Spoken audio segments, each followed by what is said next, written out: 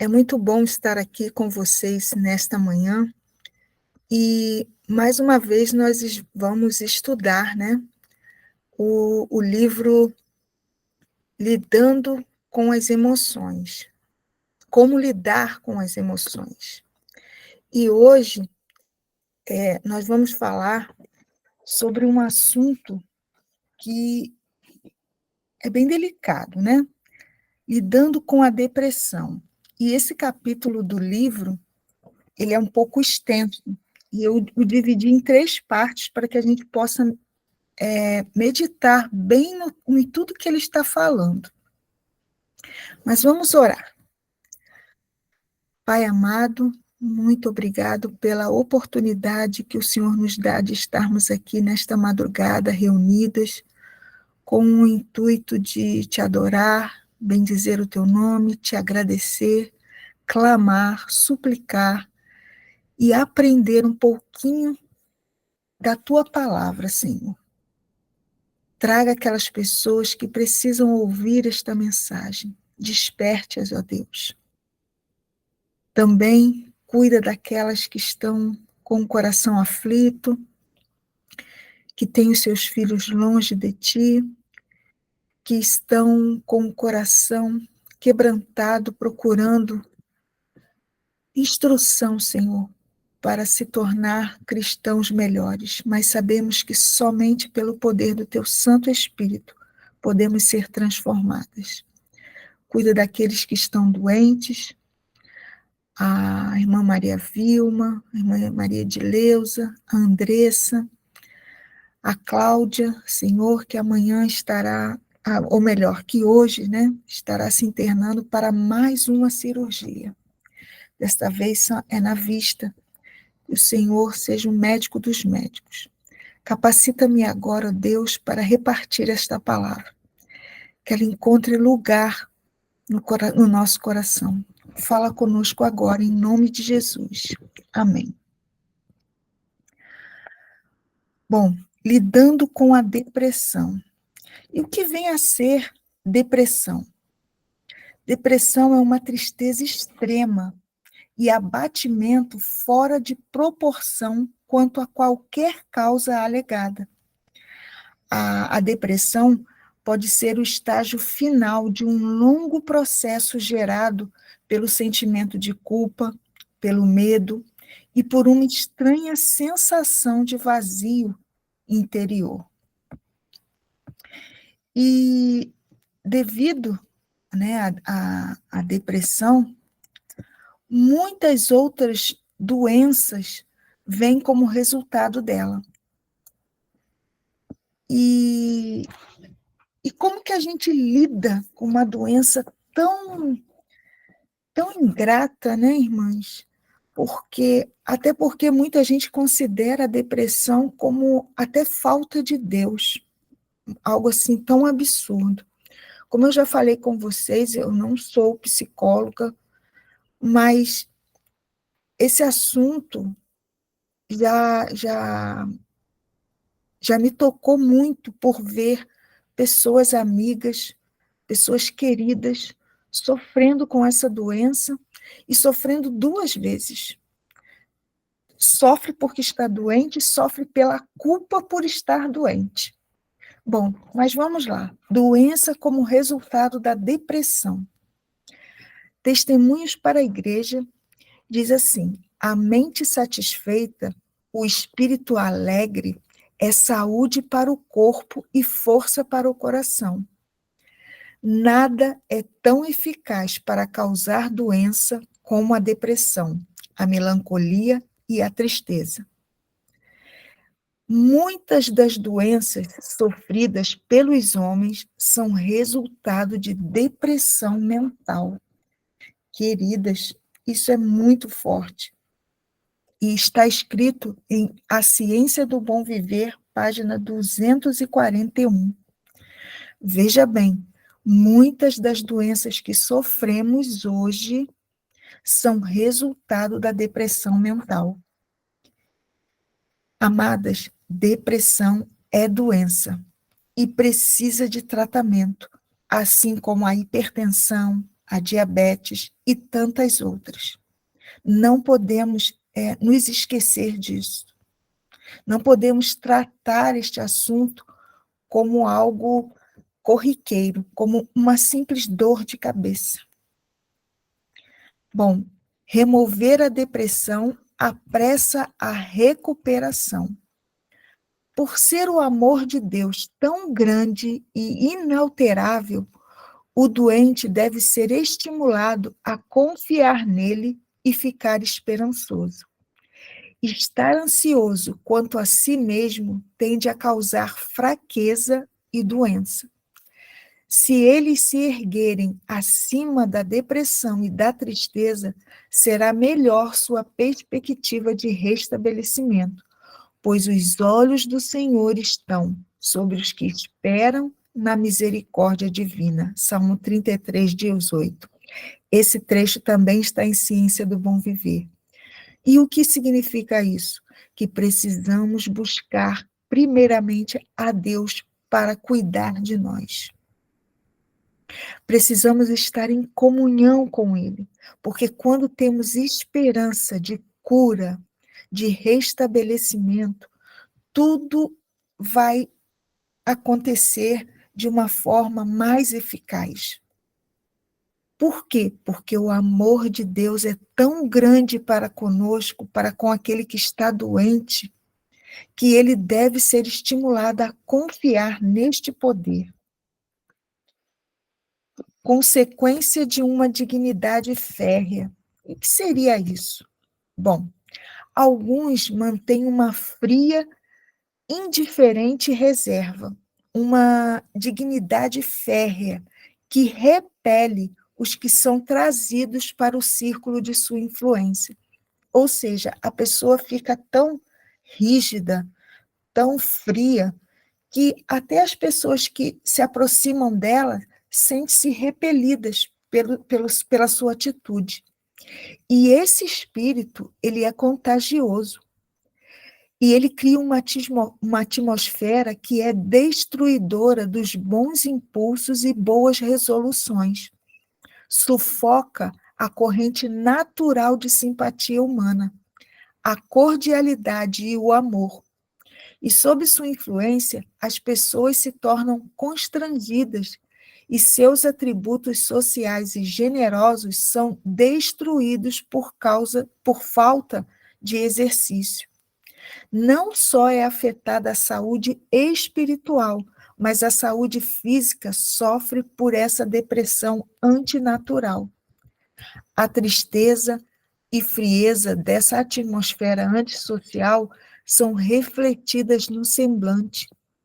O rosto dos que são bondosos e compassivos brilhará com o esplendor da verdadeira bondade, ao passo que os que não acalentam pensamentos bondosos e motivos altruístas expressam no rosto os sentimentos abrigados no coração.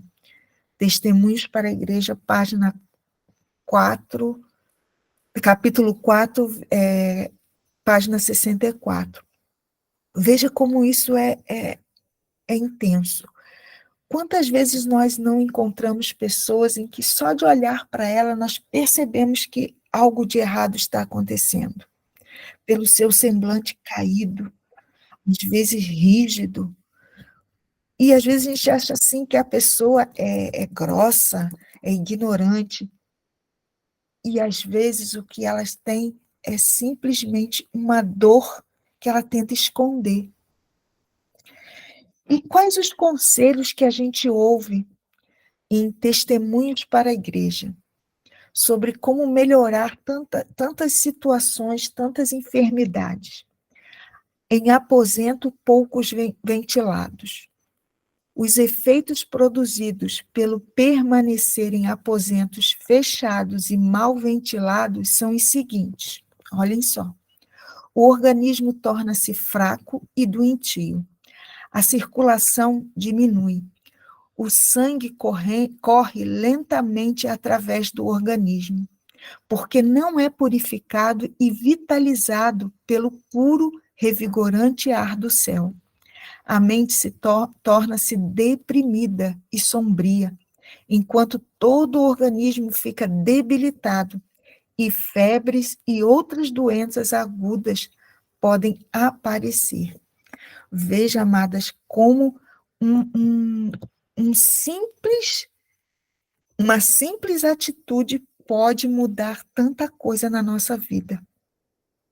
Veja, aposentos ventilados, abra a nossa casa quando levantarmos. O meu marido tem esse hábito.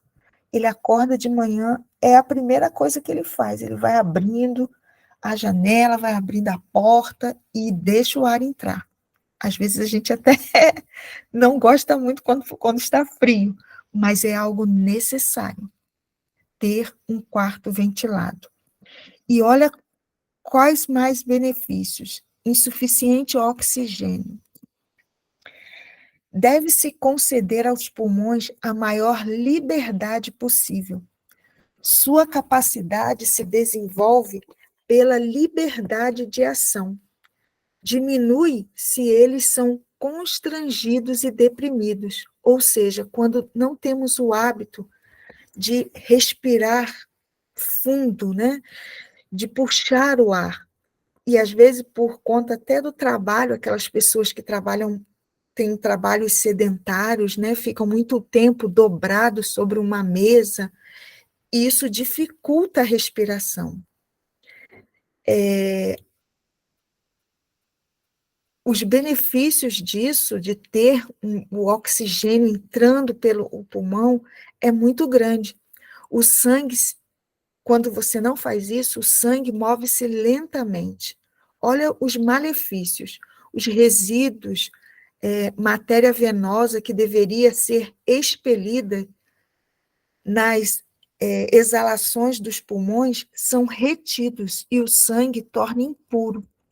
Não somente os pulmões, mas o estômago, o fígado e o cérebro são afetados. A pele torna-se pálida, é retardada a digestão. O coração fica deprimido, o cérebro nublado, confusos se tornam os pensamentos. Baixam sombras sobre o espírito. Todo o organismo se torna deprimido e inativo, especialmente suscetível a doenças. A Ciência do Bom Viver, página 272 e 273. Vejam, a boa respiração acalma os nervos. Para possuir bom sangue, é preciso respirar bem. Plena e profunda inspiração de ar puro, que enche os pulmões de oxigênio, purifica o sangue. Isso comunica ao sangue uma cor viva, enviando-o qual corrente vitalizadora a todas as partes do corpo. Uma boa respiração acalma os nervos, estimula o apetite e melhora a digestão, o que conduz a um sono profundo e restaurador. A Ciência do Bom Viver também. Veja, amadas, são os remédios naturais que Deus deixou para nós. O ar puro, quanto benefício traz para a nossa saúde. Edema e doença do coração. A doença aqui a escritora americana Ellen White, ela faz uma declaração. Ela diz que a doença tinha lhe afligido pesadamente. E ela diz que faz anos me atacam o edema e doença do coração, com a tendência de deprimir o humor e abater minha fé e ânimo. Veja como até mesmo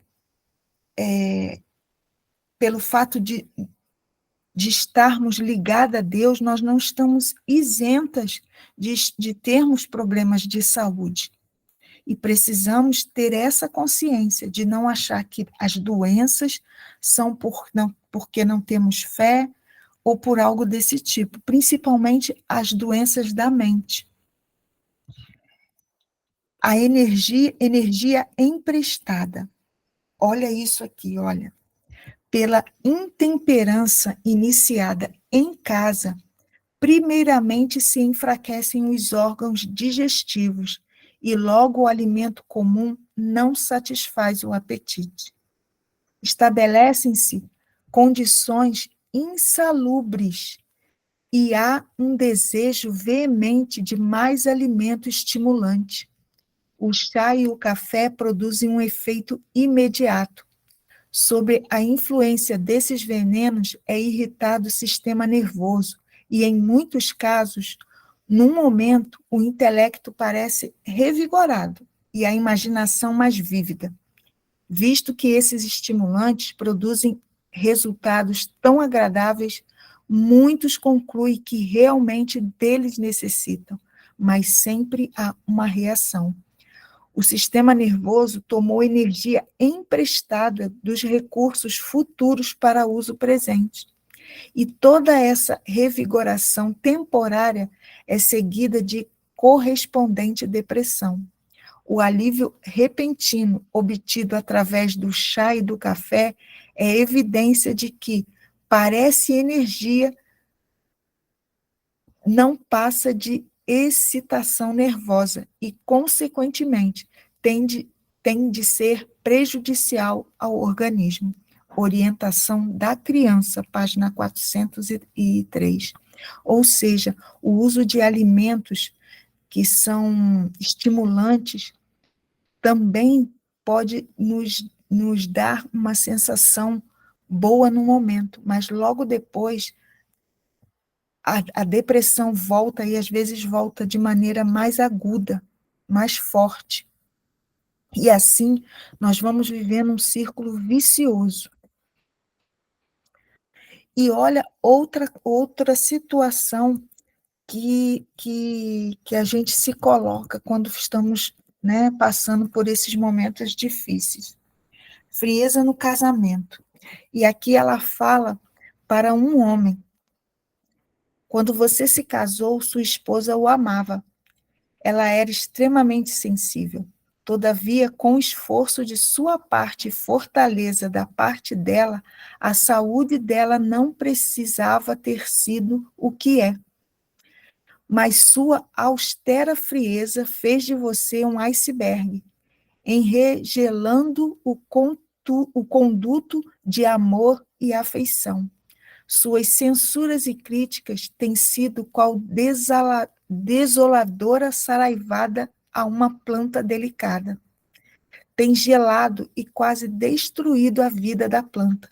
Seu amor ao mundo está corroendo os bons traços de seu caráter. Ela está falando para o marido. Sua esposa é de disposição diferente e mais generosa, mas quando ela, mesmo em questões de pouca importância, tem dado expressão aos seus instintos generosos, você tem sido inferior em seus sentimentos e a tem censurado. Você tem se sen- Perdão, você condescende com um espírito estreito e murmurador. Faz a esposa sentir que é um peso, um fardo, e que não tem direito de praticar sua generosidade às expensas do marido.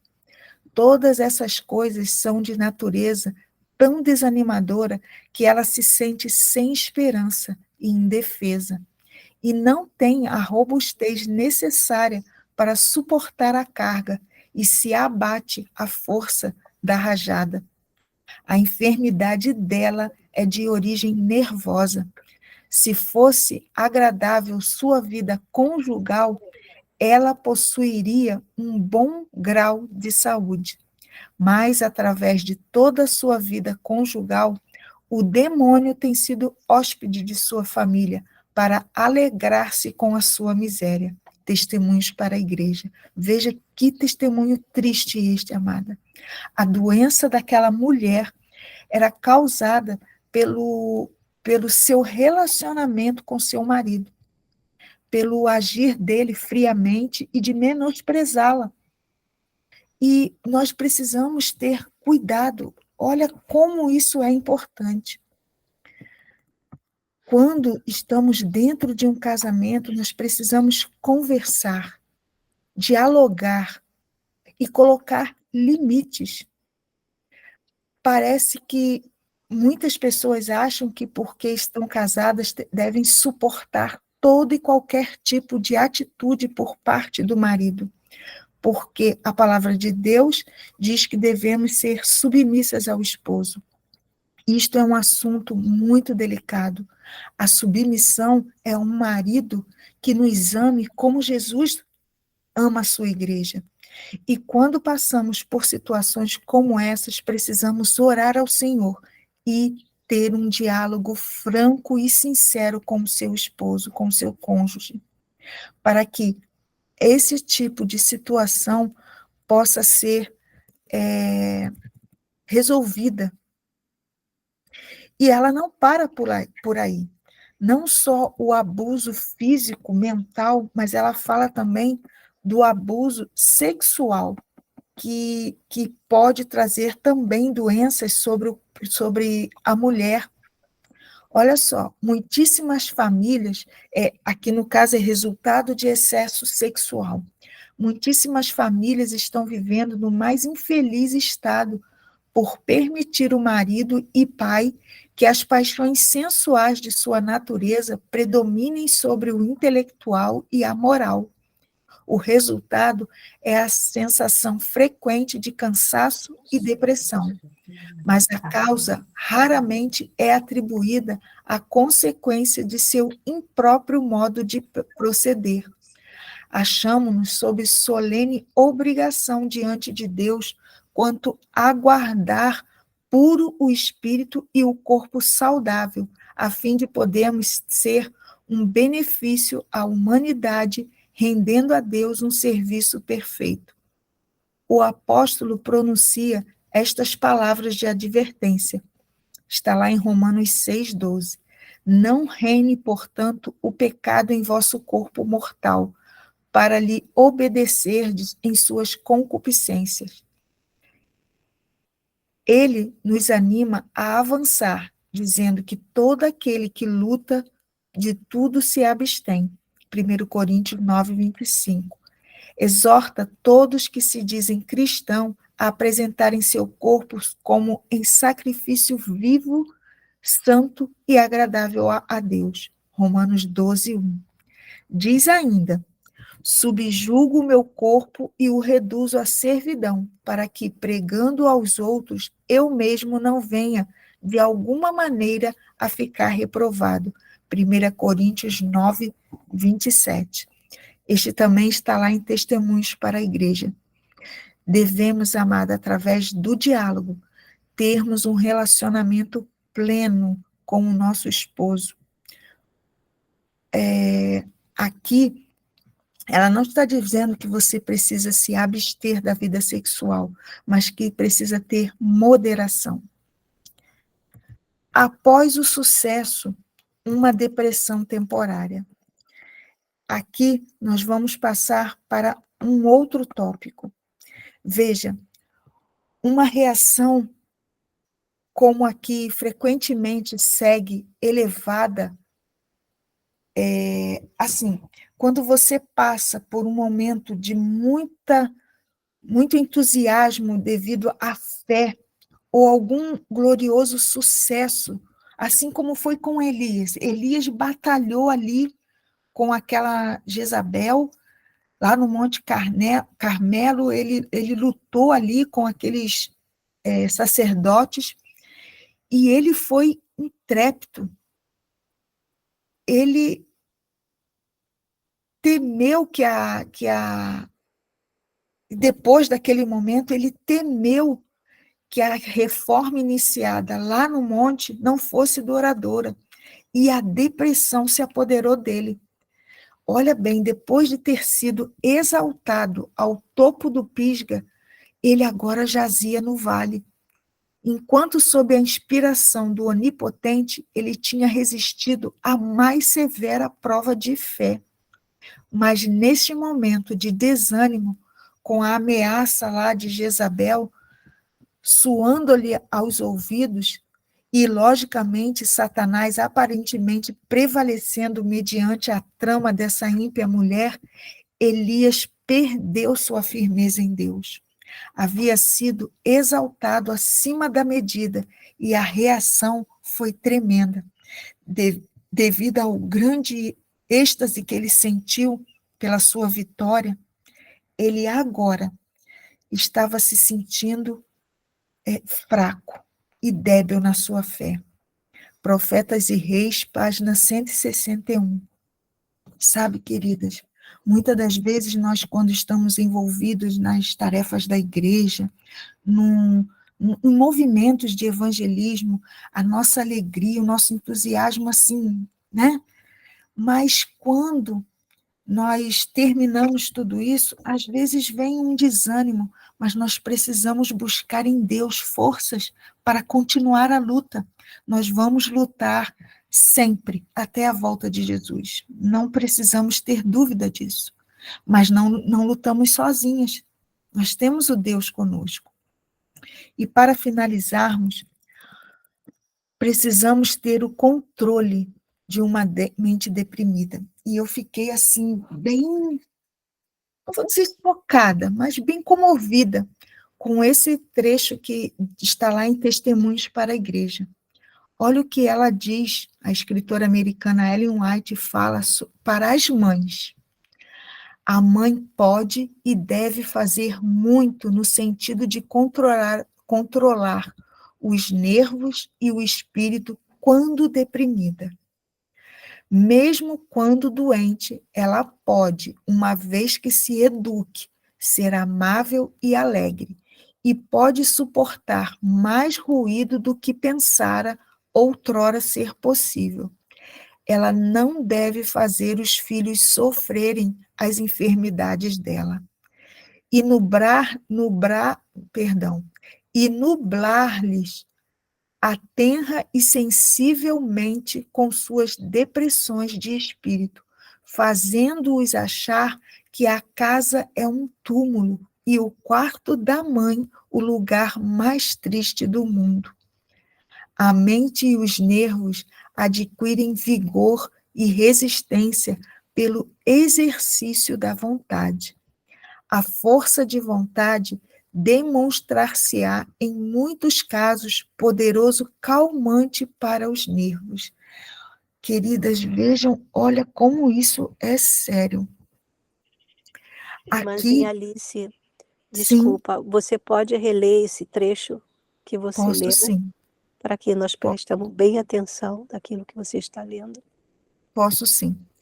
Veja bem, ela faz uma afirmação que pode parecer até cruel, né? Nos nossos dias hoje, a gente não quer ter esse tipo de palavra um pouco mais dura.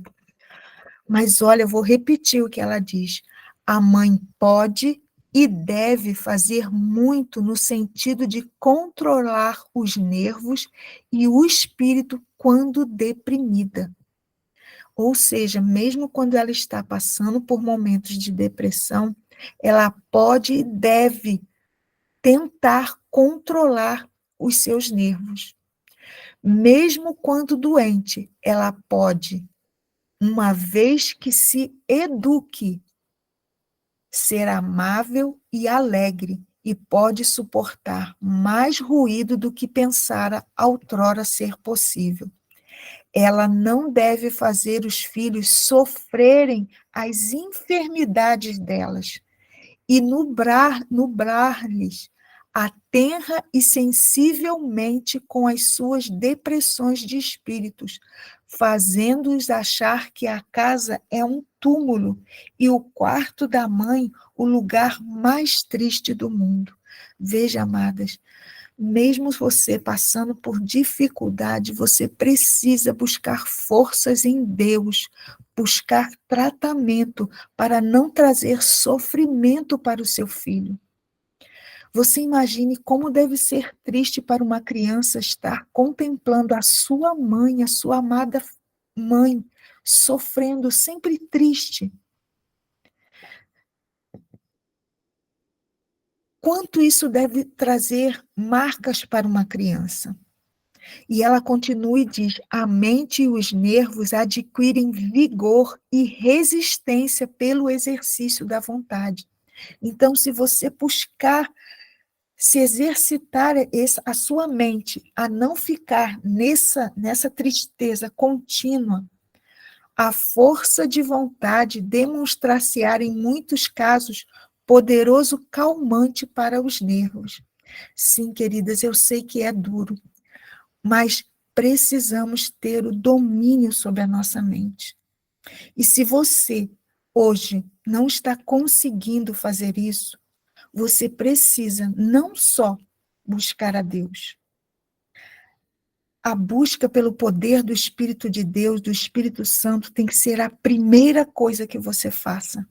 Mas se isso não está trazendo os devidos resultados, você precisa procurar uma orientação médica. Eu não estou aqui invalidando o poder de Deus, mas Deus deixou médicos para que cuidasse da saúde das pessoas. Ele não deu sabedoria aos médicos para que, quando nós estivéssemos doentes, só buscássemos a Deus. Mas precisamos buscar ajuda médica quando estamos passando por momentos que excedem a nossa vontade. Às vezes as pessoas confundem momentos de depressão, como quando perdemos alguém, quando passamos por algum problema. Isso é normal, você sentir tristeza profunda, mas você precisa sair desse estágio. Quando você não consegue sair desse estágio, e cada um tem o seu tempo. Não quer dizer que uma pessoa saiu em 1 ano, em 6 meses, que a outra também vai ser assim. Mas quando você perceber que isso está indo além, você precisa procurar ajuda. Mas olha, existe um remédio muito especial, uma esperança. Lança o teu cuidado sobre o Senhor e Ele te susterá. Não permitirá jamais que o justo seja abalado. Salmo 55, 22. Existe um hino muito bonito e ele fala justamente sobre aquele que nada tem. Às vezes não tem nem forças para resistir a essa tristeza que invade o coração. Mas esse hino ele fala que você precisa tomar uma decisão. E essa decisão cabe a mim e a você, não cabe a mais ninguém. Esse hino ele diz assim, ele está no Inário, página 132, para quem nada tem. Hoje se ouvirdes a sua voz, não endureçais o vosso coração. Essas são palavras do Espírito de Deus, que outra vez você ouviu. Não resista mais ao convite. Nos braços de Jesus cabemos todos nós.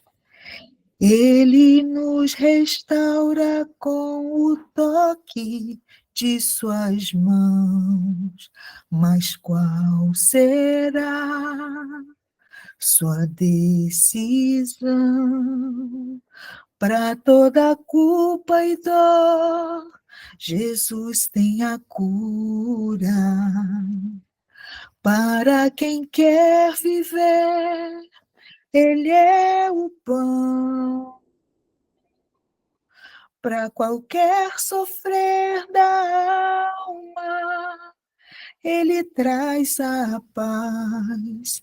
Para quem nada tem, Ele é tudo. Não resista mais ao convite.